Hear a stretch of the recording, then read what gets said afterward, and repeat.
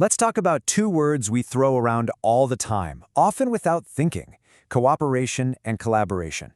Here's the thing: getting them right can mean the difference between a project that absolutely sings and one that, well, completely falls apart. So what's the real secret here? Let's get into it. You know the one I'm talking about. We've all been there. That project where nobody's on the same page, communication just dies, and you're sitting there at 2 a.m. thinking, you know what? I could have just done this all by myself. It's a super common frustration, but it really doesn't have to be that way. And this quote just hits the nail on the head, right? The potential of a group is absolutely massive. We can achieve things together that we couldn't even dream of on our own. But, and this is a big but, you can't just throw people in a room and expect magic to happen. It takes a certain way of thinking. And that brings us right here. The key to unlocking that amazing teamwork isn't some super complex, high-level theory. Nope, it's really just about understanding these two little words that we tend to mash together: cooperation and collaboration. They sound alike, sure, but knowing the difference, that, my friends, is a genuine superpower. Okay, so first up, let's tackle cooperation. This is kind of the baseline, right? It's a type of teamwork most of us are probably used to. It's all about working alongside each other in a really organized way. So a couple of words really jump out in this definition: structured and defined roles. In a cooperative setup, everybody knows their job. Think of it almost like an assembly line of effort. It's all about efficiency and making sure everyone stays in their lane. And when you look at the characteristics, it makes perfect sense. There's usually a leader who sets everything up. You get your task, I get my task. We're not really creating new stuff, we're mostly just sharing information that already exists.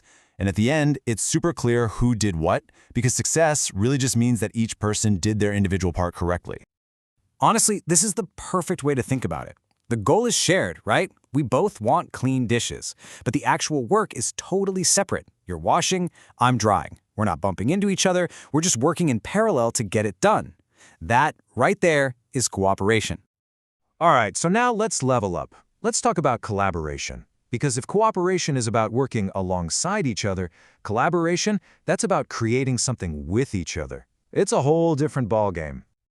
See how the language just shifted there? We're not talking about a process anymore. This is a philosophy. It's about a group becoming a single, unified entity, all driven by a shared vision. The goal here isn't just to finish a task, it's to create something that didn't exist before. And you can see just how different this feels. The team itself is in the driver's seat, not one leader. Your role might change from moment to moment. You're not just the researcher. And here's the magic part. The focus is on sparking totally new ideas together. The final thing you create is so mixed together, so interwoven, you can't even tell who did what part. It just belongs to the group. And this is just a brilliant analogy. Making a Thanksgiving dinner isn't as simple as you do the turkey, I'll do the pies. No way. It's this beautiful, kind of chaotic dance, right? People are tasting the gravy, someone's jumping in to mash the potatoes, you're all moving around the kitchen. All these overlapping efforts come together to create one big, amazing feast. That's collaboration. You know, putting them side by side like this makes the differences so clear. Cooperation is built on respect for each other's work, which is great. But collaboration, that needs deep trust. It goes from just being transparent about your work to being vulnerable enough to share a wild, half-formed idea. It's not just about sharing goals, it's about sharing a whole vision. And that jump from independent work to truly interdependent creation, that's everything. Okay, so enough theory. What does this actually look like in the real world? Let's check out this really cool case study from a classroom that was learning about the author Zora Neale Hurston. This whole lesson plan is just a fantastic example of how to build up to true collaboration. See how it starts with individual thinking? Then the teacher gives them the tools they need. And then, boom, the jigsaw activity. Small groups become experts on one little piece of the puzzle, and then they have to come together and teach each other to see the whole picture. The final understanding they build is way, way bigger than anything one student could have figured out on their own. And hey, you don't have to just take my word for it. This little piece of feedback from a student just says it all.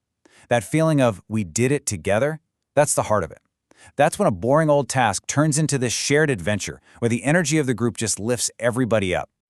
So this is awesome for a classroom for sure. But why is this so important in the professional world? Well, this is where knowing the difference can seriously impact your career. Here's the absolute bottom line. Cooperation, that's just table stakes. It gets the day-to-day job done. But collaboration, that's where the breakthroughs happen. That's how teams tackle the really big, messy, complicated problems, the ones that don't come with an instruction manual. I mean, just look at what companies are actually looking for these days. They don't just want to hire a person with a specific skill. They want people who can make the whole team smarter. They're looking for folks who can take an idea, toss it into the group, and help turn it into something amazing. Something that no single person, no matter how brilliant, could have ever come up with alone. So the big question is, how do we get good at this? How do we actually become great collaborators? Well, the good news is it's a skill. And like any skill, you can learn it and you can practice it. Let's look at some of the keys. Man, these are so good and so practical. Lego My Ego has to be my favorite. It's just this idea that you have to be willing to let go of your precious idea and let the group play with it, break it, and rebuild it. It's about sharing everything, not just the credit, but the risks and the blame too. It all comes down to building that foundation of trust and being brave enough to be honest when something isn't working. And really, it all boils down to this. In a truly collaborative effort, there's no single MVP. The win doesn't belong to one person. It belongs to the whole group equally. Everyone who touched it owns it. So I guess that's the question I want to leave you with. When you're up against a big challenge, what's your gut reaction? Is it to hunker down and control it all yourself, like a lone wolf? Or is your first instinct to pull other people in, knowing that by weaving your talents together, you can create something so much bigger? Really thinking about that is the first step to unlocking the incredible power of true collaboration.